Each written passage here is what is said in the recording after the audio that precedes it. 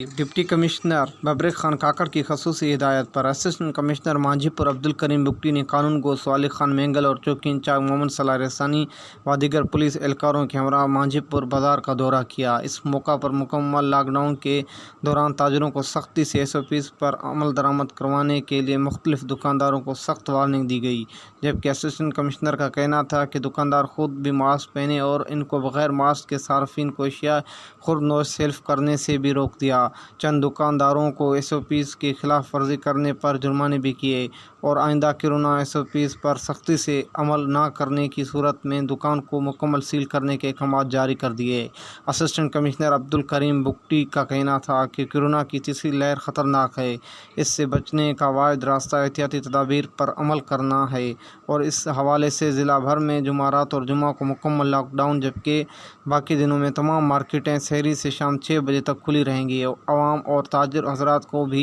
چاہیے کہ وہ انتظامیہ کے ساتھ مکمل تعاون کو یقینی بنا کر کورونا سے جنگ میں ہمارا ساتھ دیں، تاکہ ہم ضلع بھر کے مکینوں کو کورونا سے بچا سکیں۔